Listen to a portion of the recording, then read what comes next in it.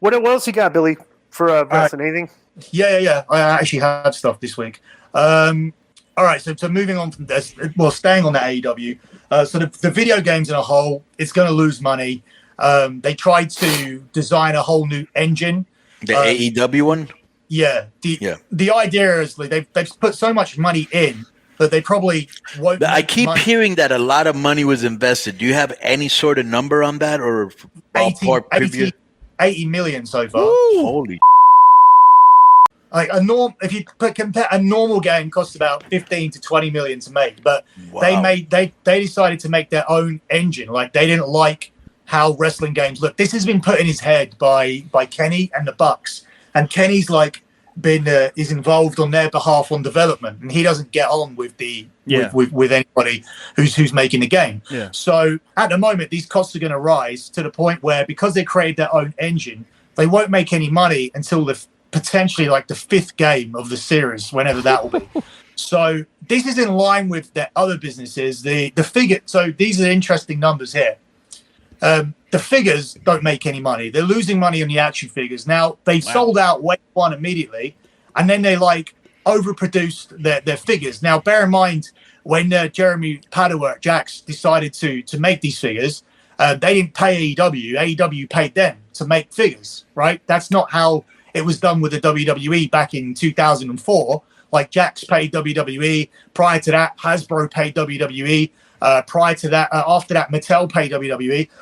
But they pay people to make their toys, and then they have a revenue share after they make their money back on what they after they get their investment back. But they've never got to that point. So now, according to like market research, they're relying on the first ever CM Punk figure to help them get to the break-even mark. They ordered 75,000 units of a figure, and they normally only order 30,000 of a top wrestler and like 15,000 of like a normal person. So this is 45,000 more units, of which they need to sell 75,000. If they do this, they'll make 1,875,000 back on the single figure alone, which will get them to the break-even point. Now, to compare this, WWE figures have sold poorly over the last 2 quarters. I've mentioned this before. This is largely down to the fact that half of the figures are people that are released, and they're now reaching out to conventions to sell figures for cost value, so like $2-3. Conventions are buying them because they're booking Bray Wyatt, Scarlett, and Karrion Kross. They're buying their figures for $2-3 from Mattel, and they're selling them for $200, $70, and $60 signed by Bray Wyatt, Karrion Kross, and Scarlett. So the thing is with that, though, is Mattel are still going to make a profit on the line, because in the last 2 quarters, Roman Reigns Series 88, so you can Google that, Mattel Elite Roman Reigns Series 88 is the best-selling figure that Mattel have ever released for the WWE since they began their partnership in 2010. It's almost impossible to get this figure worldwide. If you get it, you'll have to pay more for it than it's worth.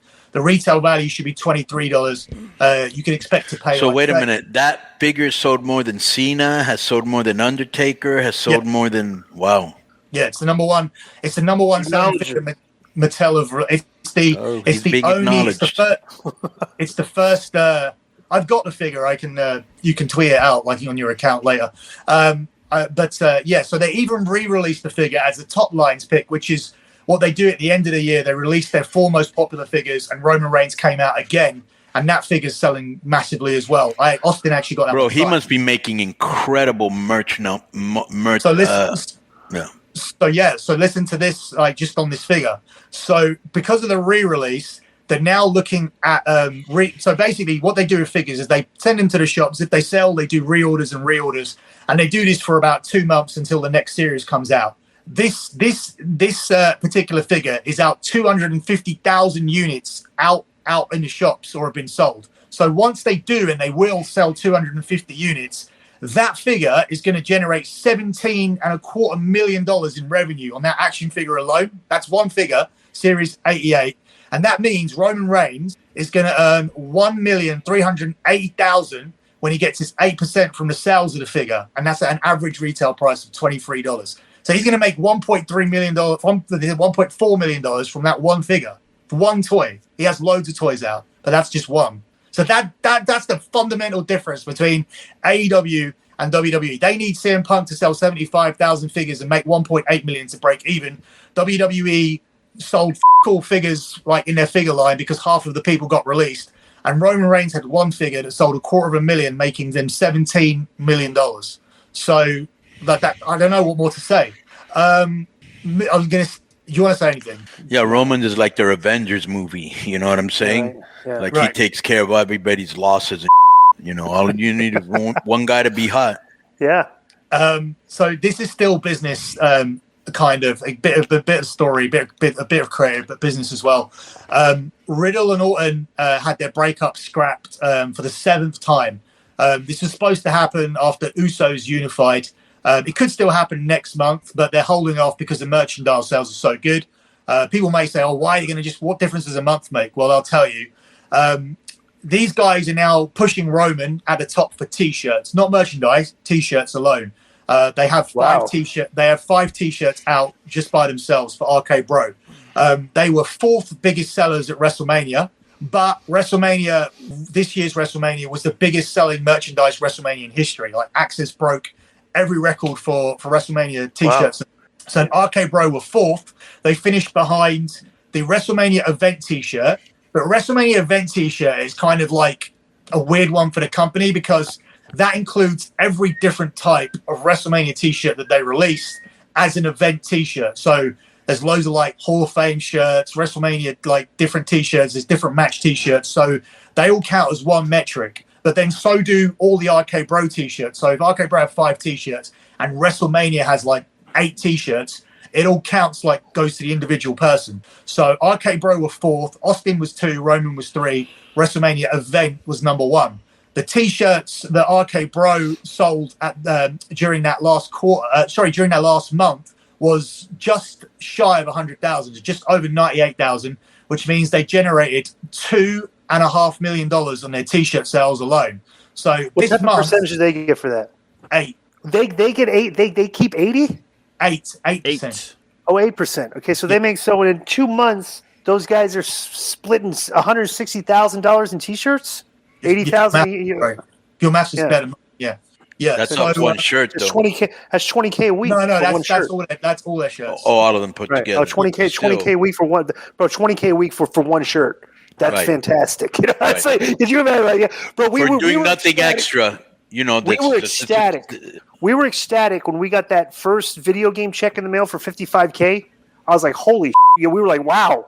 You know, but imagine like getting checks similar to that. Like we got like, how many video game checks we get? Like 2, Konnan? Like 2 or 3 tops. Exactly. Like, it wasn't a lot. It was like just a couple. And these guys are getting merch checks like that. Like, you know, like every month. It's like, that's crazy, you know? Unbelievable how much money these guys are making. Last story is probably predictable. Nikita Lyons. Just real quick. I just want to go back. They'd be foolish to break up RK Bro right now with 2. There's a lot of, you look at like, they could do a good 2 months with the Usos here. You got Edge and Priest that they could do a great program with because all those guys are good on the mic and have good exchange. Like, there's no reason to break those guys up. Like, until you've squeezed them dry, have like milked them for everything that you can. It's like there's no reason to break those guys up. You know. I agree. Yeah. No, which is why they're probably not. Which is why they're not pulling. There's probably people in that room like when they originally thought, all right, we're going to put these guys together so the Randy can turn on them. And then it's like they're so over. You're going like, okay, yeah, well, we need to turn them. And like, no, there's probably guys in the creative rooms talking them out of it. That there's no. Why would we want to break these guys up right now? It's foolish, you know. You got a lot of future business you could do with them together still. So I just want to say that they also like are actually hanging out together off television. Like so, right. I mean, they were around the hotel together a lot last week. So I mean, Austin's photo is standing in between them. Like so, I mean that's around the hotel. That's not like some media thing. Like Austin's photo is a hotel photo. So yeah, I mean they're legitimately getting on. And then also, I wouldn't be surprised if they push to stay together. Now, look, I know more about this than I can say right now. I can say it to you guys privately. It's just because I can't right now because of some of this information is from one of the people. So I'm not going to talk about it, but I can tell you off the air like some of the ideas that are around for this. But yeah, at the moment, all I can say is that the breakup keeps getting scrapped, and it's because of merchandise sales. Yo, what up? This is Konnan, and I host Keeping It 100, my co-host, Disco Inferno, unfortunately. Well, I'd say you're my co-host. Listen, every Thursday here on Spreaker, we talk pro wrestling, sports, movies, music, TV, pop culture, and some politics. It's everything the rest of the pro wrestling podcasts are not. Tune in to hear myself, the superior one, educate and inform. Tune in to hear me bury Disco. That's very disrespectful. Join us every Thursday on Spreaker and keep it 100. Boom!